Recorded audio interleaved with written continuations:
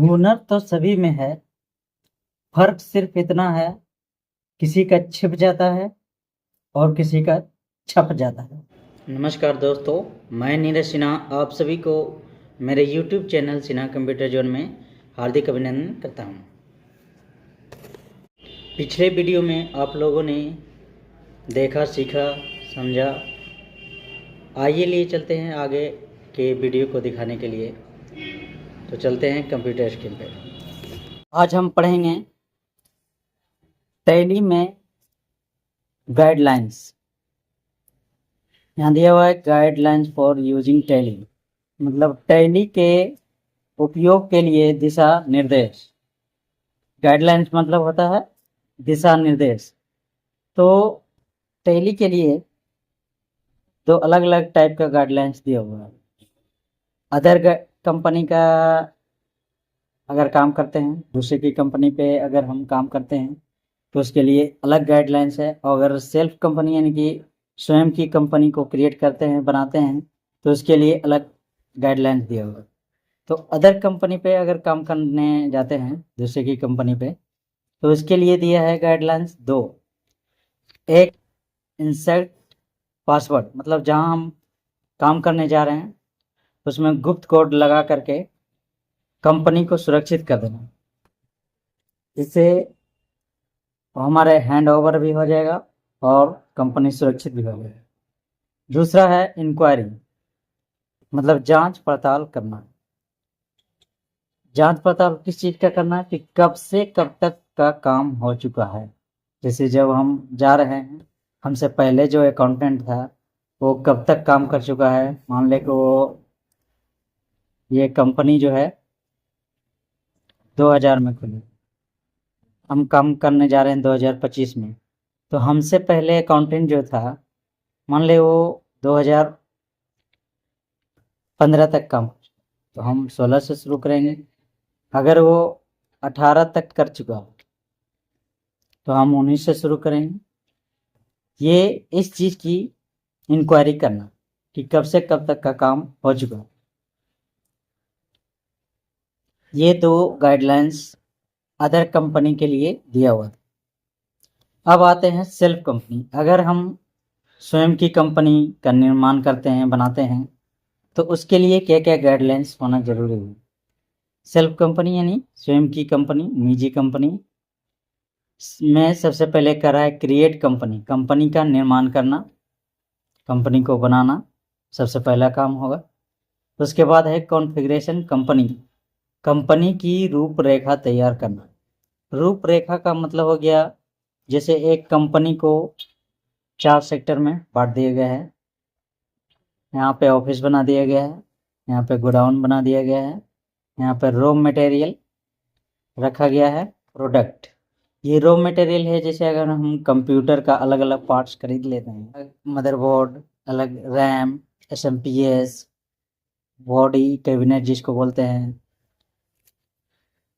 Hard disk, SSD, जो भी है अलग अलग पार्ट्स खरीद करके रखते हैं, उसको रॉ मटेरियल बोलते हैं। और जब उस रॉ मटेरियल को बनाते हैं, जैसे अगर सीपीयू कस देंगे, असेंबल कर देंगे, तो प्रोडक्ट रखा है। इसी व्यवस्था को कहा जाता है रूपरेखा, मतलब कंपनी की व्यवस्था भी कहा जा सकता है कॉन्फ़िगरेशन कंपनी को। अगला है तीसरा नंबर, क्रिएट द मास्टर, मतलब मालिक का नाम डालना। जो भी पैसा इन्वेस्ट करता है उसका नाम डाल दिया जाता है। जैसे Sudhir and sons, Mohan and company, Tata, Birla, Ambani, Adani, जो भी इन्वेस्ट करते हैं कंपनी में उनका नाम डाल दिया जाता है। तो ये हो गया मालिक का नाम डालना। नेक्स्ट है चौथा, बुक बिगिनिंग फॉर, मतलब वाउचर के तारीख को बदलने वाला फॉर्म। एक फॉर्म खुलता है, ये फंक्शन की कीबोर्ड के F2 बटन दबाने के बाद उस फॉर्म में खुलता है DD यानी डेट, MM मतलब मंथ, और YY मतलब ईयर। डेट, मंथ, ईयर को डाला जाता है वाउचर के तारीख को बदलने के लिए। जैसे कंपनी जो है जब भी शुरू होती है तो 1 अप्रैल 2000 ईयर जो भी हो, तो हम अगले मंथ कर रहे हैं, मई में कर रहे हैं तो उसका डेट डालेंगे, जून में कर रहे हैं तो उसका डेट डालेंगे, जुलाई में कर रहे हैं तो उसका डेट डालेंगे, और जितना तारीख को हम कर रहे हैं उसका डेट डालेंगे। फिर नेक्स्ट है कर एंटर द ट्रांजेक्शन, मतलब लेन देन को डालना। जो भी रिसीव हुआ, पेमेंट हुआ, परचेज हुआ, सोल्ड हुआ, ड्यूज हुआ, सारा चीज का एंट्री उसमें करना, डालना।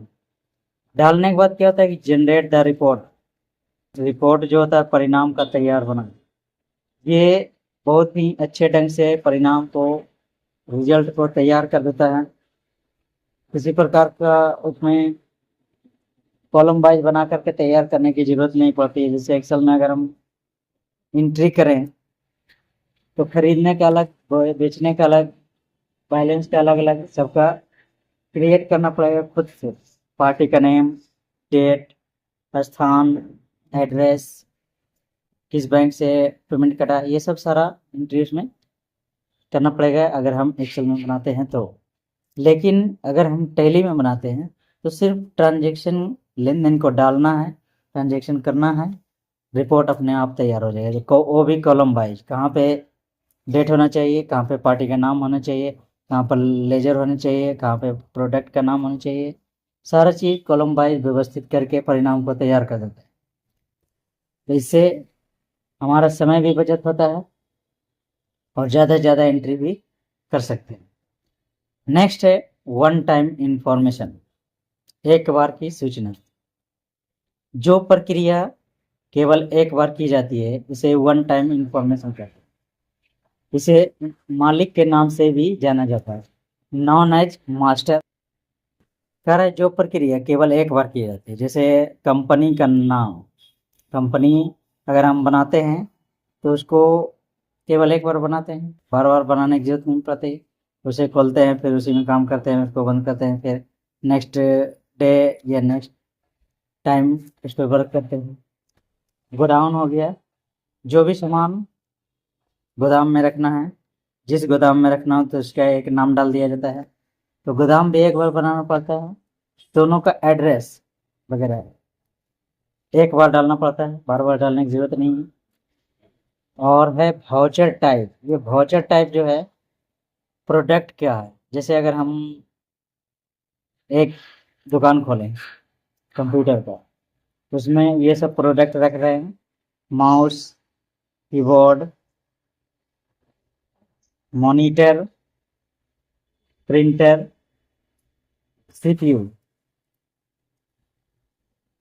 तो ये सब जो है, जैसे माउस रख रहे हैं तो माउस में कौन कौन सा माउस, कौन कौन सी कंपनी का रख रहे हैं, जैसे डेल, डेल का रख रहे हैं तो ये बना लेंगे। एक बार बनाने की जरूरत है, बार बार बनाने की जरूरत नहीं है। एचपी है तो एक बार बनाने की जरूरत है। जेब्रॉनिक है तो एक बार बनाने की जरूरत है।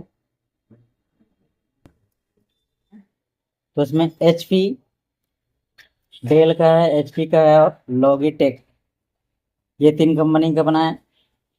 मॉनिटर रख रहे हैं तो एचपी है, एओसी है, सैमसंग है, ये 3 रखें। और प्रिंटर है तो उसमें एचपी का रख रहे हैं, ब्रदर का रख रहे हैं, कैनन का रख रहे हैं। और सीपीयू है, इसमें एचपी, इसमें डेल और जेब्रॉनिक, ये तीनों रख रहे हैं। तो ये तीनों अगर हम बना दिए, जैसे माउस का बना दिए हैं डेल, एचपी, जेब्रॉनिक, तो ये बार बार बनाने की जरूरत नहीं पड़ेगी, क्योंकि जब एक बार बना देते हैं तो दोबारा बनाने की जरूरत नहीं है। खरीदने के बाद भी इसी को सेलेक्ट करेंगे और बेचने के बाद भी इसी को सेलेक्ट करेंगे, क्योंकि दोबारा बनेगा भी नहीं। बनाने के समय लिखेगा कि डुप्लीकेट एंट्री ऑलरेडी एग्जिट, मतलब पहले से बना हुआ है, आप दोबारा नहीं बना सकते हैं। दोबारा बनाना हो तो नाम चेंज करके। यानी कि ये 3 कंपनी जो हम रखे हैं, ये 3 कंपनी के अलावा अगर हम किसी चौथे कंपनी का माउस खरीदते हैं तब बनाना पड़ेगा, वो भी एक बार। चौथा कंपनी भी एक बार बनेगा, चाहे कोई भी हो प्रोडक्ट। आगे है रिकर्निंग इंफॉर्मेशन, ये बार बार की सूचना। कह रहा है जो प्रक्रिया बार बार दोहराई जाती है उसे रिकर्निंग इंफॉर्मेशन कहते हैं। इसे लेन-देन के रूप में जाना जाता है, मतलब नॉन एज ट्रांजैक्शन। ट्रांजैक्शन के रूप में रिकर्निंग इंफॉर्मेशन जाना जाता है। जो प्रक्रिया बार बार दोहराई जाती है, जैसे परचेज ऑर्डर, जब हम सामान ये सब खरीदे हैं, बेच रहे हैं, तो जब बिकेगा तो फिर से ऑर्डर दिया जाएगा, फिर बिकेगा फिर ऑर्डर देंगे, फिर बिकेगा फिर ऑर्डर। तो ये प्रक्रिया क्या होगा, बार बार चलेगा। इनवॉइस मतलब हो गया चालान, बैंक से जो पेमेंट करेंगे तो एक रिसिप्ट मिलेगा, और वो रिसिप्ट बार बार मिलेगा। जब भी पेमेंट करेंगे बैंक से तो एक रिसिप्ट मिलेगा। वाउचर हो गया रसीद, ये रसीद जिससे हम सामान खरीदेंगे वो रसीद देगा, और जब जिसको हम बेचेंगे उसको रसीद देंगे। तो ये प्रक्रिया भी बार बार चलेगा। जब भी खरीदने बेचने का काम होगा तो वहाँ पर रसीद दिया जाएगा या लिया जाएगा। डेबिटर एंड क्रेडिटर, लेनदार और देनदार की प्रक्रिया चलते रहेगा, एक से लेंगे एक को देंगे। इसी तरह के वीडियो को देखने के लिए और नए नए टॉपिक की जानकारी प्राप्त करने के लिए हमारे चैनल को सब्सक्राइब करें।